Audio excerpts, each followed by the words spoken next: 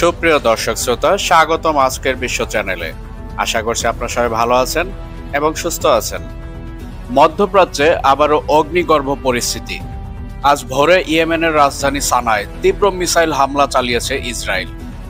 Israeli সামরিক সূত্র দাবি করেছে এই আক্রমণের মূল লক্ষ্য ছিল আনসারুল্লাহ সরকারের শীর্ষ নেতৃত্ব। এমনকি গোপন সূত্রে খবর এসেছে হামলায় ইয়েমেনের প্রধানমন্ত্রী গুরুতর আহত হয়েছেন বা নিহত হয়েছেন। যদিও হুতি নেতৃত্ব বলছে এসব তথ্য সম্পূর্ণ ভিত্তিহীন। তাহলে সত্যিটা আসলে কি? এই হামলা শুধু ইয়েমেনেই সীমাবদ্ধ নয়, এটি মধ্যপ্রাচ্যের ক্ষমতার ভারসাম্যে বড় পরিবর্তনের ইঙ্গিত দিচ্ছে। গাজায় মানবিক বিপর্যয় দিন দিন চরমে পৌঁছাচ্ছে। লেবানন সীমান্তে হিজবুল্লাহর সঙ্গে ইসরায়েলি সেনাদের সংঘর্ষ বাড়ছে। অন্যদিকে ইরান ইউরোপের সঙ্গে নতুন এক রাজনৈতিক দ্বন্দ্বে জড়িয়ে পড়েছে। এই ভিডিওতে আমরা বিশ্লেষণ করব ইসরায়েল কেন ইয়েমেনকে নিশানা করলো, এর প্রভাব সৌদি আরব, ইরান এমনকি বৈশ্বিক জ্বালানি বাজারের উপর কি প্রভাব পড়তে পারে। পাশাপাশি আমরা দেখব গাজার পরিস্থিতি কোথায় গিয়ে দাঁড়িয়েছে এবং তৃতীয় বিশ্বযুদ্ধের আশঙ্কা কি সত্যিই বাড়ছে। চলুন শুরু করি মধ্যপ্রাচ্যের এই অগ্নিগর্ভ বাস্তবতার পূর্ণাঙ্গ বিশ্লেষণ। ভিডিওটি শেষ পর্যন্ত দেখুন, কারণ প্রতিটি মিনিটে নতুন তথ্য, নতুন বিশ্লেষণ এবং এমন কিছু তথ্য থাকবে যা হয়তো মূলধারার মিডিয়ায় আপনি শুনেননি। তবে ভিডিওর মূল পর্ব শুরু করার পূর্বে আপনাদের কাছে অনুরোধ থাকবে আপনারা অবশ্যই আমাদের চ্যানেলটি সাবস্ক্রাইব করবেন এবং সেই সাথে সাথে অল বেল আইকন নোটিফিকেশনটি অন করবেন এবং আমাদের ভিডিও অবশ্যই লাইক ও শেয়ার করে আমাদের সাথেই থাকবেন। ইসরায়েলের এই হামলা অনেকের কাছে বিস্ময়কর মনে হতে পারে। ইয়েমেন ইসরায়েল থেকে 1000 কিলোমিটার দূরে, কিন্তু বাস্তবতা হলো ইয়েমেন মধ্যপ্রাচ্যের ভূ রাজনীতির অন্যতম গুরুত্বপূর্ণ কেন্দ্র।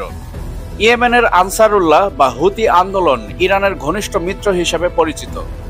তারা শুধু সৌদি আরব নয়, ইসরায়েলের বিরুদ্ধেও কঠোর অবস্থান নিয়েছে। গত কয়েক মাসে ইয়েমেন থেকে একাধিকবার লোহিত সাগর ও বাব এল মান্দের প্রণালীতে ইসরায়েলি জাহাজের উপর হামলার চেষ্টা করা হয়েছে। এই প্রণালী বৈশ্বিক বাণিজ্যের জন্য অন্যতম গুরুত্বপূর্ণ। তাই ইসরায়েলের জন্য ইয়েমেন শুধু একটি ছোট দেশ নয়, এটি তাদের বেঁচে থাকার প্রশ্ন। সাম্প্রতিক হামলার আগে ইয়েমেনি নেতৃত্ব হুঁশিয়ারি দিয়েছিল, গাজায় যুদ্ধ বন্ধ না হলে লোহিত সাগর ইসরায়েলের জন্য নিষিদ্ধ এলাকা হয়ে যাবে। এর পরপরই ইসরায়েলি বিমান হামলা। কিন্তু আসল প্রশ্ন হলো, এই হামলার লক্ষ্য কি শুধু ইয়েমেনের সামরিক অবকাঠামো ধ্বংস করা নাকি ইরানকে চাপ দেওয়া? বিশ্লেষকরা বলছেন ইসরায়েলের মূল উদ্দেশ্য ইরানের প্রক্সি শক্তিকে দুর্বল করা, কারণ তারা জানে গাজা যুদ্ধ দীর্ঘ হলে ইরানের ভূমিকা ক্রমশ বাড়বে। গাজা আজ ধ্বংসস্তূপে পরিণত হয়েছে। জাতিসংঘের তথ্যানুযায়ী বিগত 40 দিনে 45,000-এরও বেশি ঘরবাড়ি ধ্বংস করেছে ইসরায়েলি বর্বর বাহিনী। মৃতের সংখ্যা 28,000 ছাড়িয়েছে, যার মধ্যে অর্ধেকেরও বেশি নারী ও শিশু। হাসপাতালগুলোতে ওষুধ নেই, বিদ্যুৎ নেই, খাবারের সংকট তীব্র। বিশ্ব স্বাস্থ্য সংস্থা বলছে গাজায় এখন কলেরা ও মহামারীর ঝুঁকি ভয়াবহ পর্যায়ে। কিন্তু বিশ্ব শক্তিগুলো কি করছে? বড় বড় দেশগুলো কেবল উদ্বেগ প্রকাশ করছে। এদিকে ইসরায়েলি সেনারা গাজার উত্তর অংশে নতুন করে অভিযান শুরু করেছে। বিশেষজ্ঞদের মতে ইসরায়েলের লক্ষ্য শুধু হামাসকে ধ্বংস করা নয়, গাজাকে সম্পূর্ণভাবে অচল করে দেওয়া এবং নিজেদের আয়ত্তে নিয়ে নেওয়া। অপরদিকে হিজবুল্লাহ ফ্রন্ট দিন দিন জটিল হচ্ছে।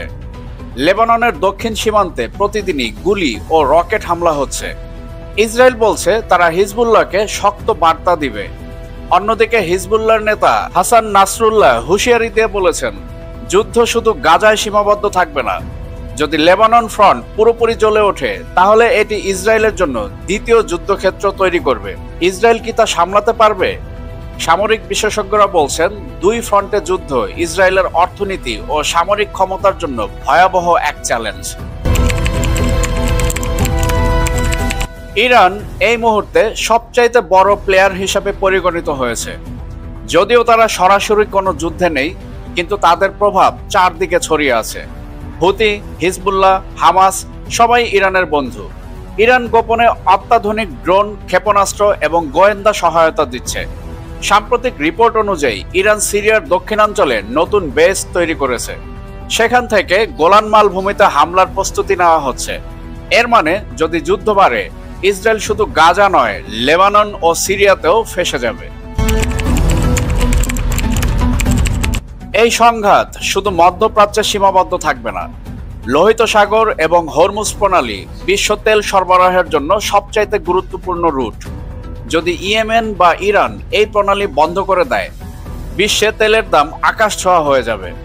এর প্রভাব পড়বে আমেরিকা থেকে শুরু করে ইউরোপ ও এশিয়ার অর্থনীতিতে। ইতিমধ্যেই প্রতি ব্যারেল তেলের দাম $90 ছুঁই ছুঁই। যদি যুদ্ধ ছড়িয়ে পড়ে, $120 পর্যন্ত যেতে পারে। আন্তর্জাতিক বাজারে এক কথায় অস্থিরতা দেখা দিয়েছে। বন্ধুগণ, সব মিলিয়ে আমরা কি তৃতীয় বিশ্বযুদ্ধের পথে হাঁটছি? বিশ্লেষকদের মতে যদি লেবানন ফ্রন্ট পুরোপুরি জ্বলে ওঠে এবং ইরান সরাসরি যুদ্ধে নামে, তাহলে আমেরিকা ও ন্যাটো জড়িয়ে পড়বে, আর সেটাই হবে নতুন এক বৈশ্বিক সংঘাতের শুরু। এখন প্রশ্ন, সমাধান কি? কূটনীতি নাকি যুদ্ধ? উত্তরটা নির্ভর করছে পরবর্তী কয়েক সপ্তাহের উপর। আমরা নজর রাখব প্রতিটি আপডেটের দিকে। আর বর্তমান বিশ্ব পরিস্থিতি নিয়ে আপনাদের মতামত কি? আপনাদের মতামত অবশ্যই আমাদেরকে কমেন্টের মাধ্যমে জানাবেন। ভিডিও শেষ করার পূর্বে আপনাদের কাছে অনুরোধ থাকবে আমাদের চ্যানেলটি সাবস্ক্রাইব করে আমাদের সঙ্গেই থাকবেন এবং সেই সাথে সাথে all bell icon notification on করে দিবেন, যাতে করে পরবর্তী যে কোনো আপডেট আপনি সবার আগে পেতে পারেন। আর অবশ্যই আমাদের ভিডিও লাইক এবং শেয়ার করবেন। বন্ধুগণ, ভিডিও আজকাল দীর্ঘায়িত করছি না। আমি আপনাদের সবার সুস্বাস্থ্য কামনা করছি। আপনারা সবাই ভালো থাকবেন, সুস্থ থাকবেন। আজকের বিষয়ের সাথে থাকার জন্য আন্তরিক ধন্যবাদ।